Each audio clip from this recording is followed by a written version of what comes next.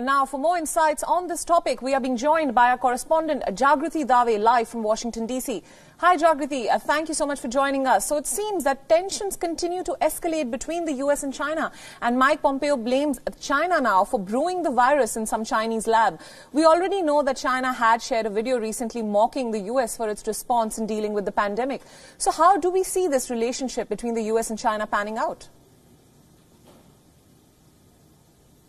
It seems that this war of words is likely to continue. The president is clearly, as reports are saying, shifting the blame onto China, as critics are saying, to divert the attention from his and his administration's own handling of the pandemic in the United States. And so this war of words, this blame game, this back and forth that we're seeing now, it's a pattern. We've seen it before in the trade dynamics of the trade relationship between the US and China. And so this is really likely this verbal back and forth that we see for the public. Now, there's a difference between what's being said and what's being done behind the scenes. And that, again, if we look at the example that we have is indeed the pattern of the trade relationship, that behind the scenes things were happening that were very different to what was being said. You know, sometimes there was good things being said between the two sides, each complimenting each other, talking about their friendship, but there was no motion on the trade front. Similarly, there's an escalation of the war of words,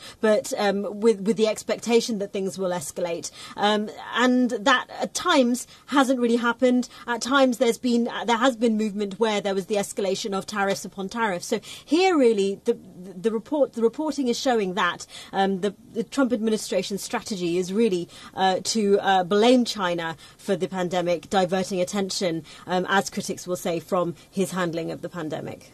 Right. Now, tell us a little bit about the situation in the United States as of now. We are hearing of bodies mounting up in New York City when there is no space in morgues, and the case count has now crossed 1 million. And people are protesting against stay-at-home orders and asking to open up the economy. But is this really the right time for the U.S. to open up the economy?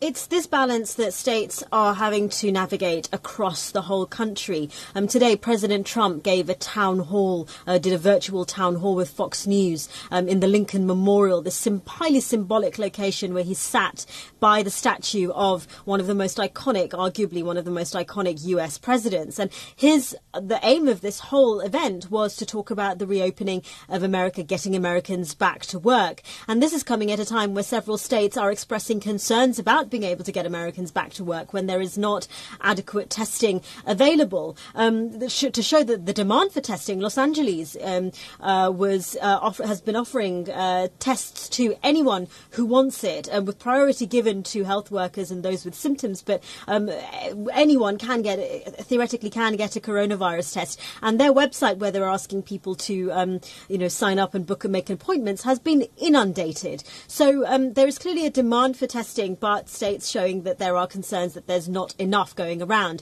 And so these are some of the concerns that businesses, that state governors are having as they look to those stay-at-home orders loosening and the people going back to work amidst, as you say, protests in several states against those stay-at-home orders, which those people on those protests are viewing as restrictive to their personal liberties, but also at the same time expressing concerns about their livelihoods and the fact that we are seeing around over 30 million Americans across the country filing for unemployment. Right. Now, we also know that this is the election year in the United States, and the rivalry between Joe Biden and President Trump is now centering on the China rhetoric, really. So will this be the narrative of the 2020 elections in the U.S.?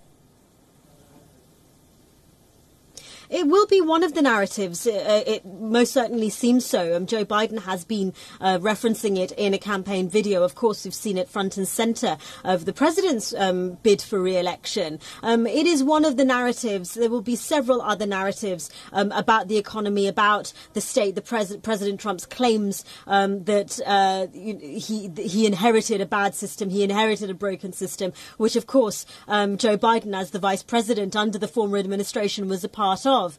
But of course, Joe Biden will also be honing in on those criticisms of President Trump and his handling of the pandemic, people saying that he underplayed the severity of the crisis earlier on, choosing to focus on the economy, acting too late, disregarding reports that said that the pandemic was, that the coronavirus was a serious issue. He addressed those in that town hall, confirming reports that as early as January the 23rd, intelligence officials were talking to him about the pandemic, but he said that they were presented as not that big a deal, and that the conversation was brief. And then he went back to touting his own travel restrictions on China and Europe and Great Britain, right, to show his swift and speedy response. But really, the coronavirus is likely to be front and centre of both re-election campaigns.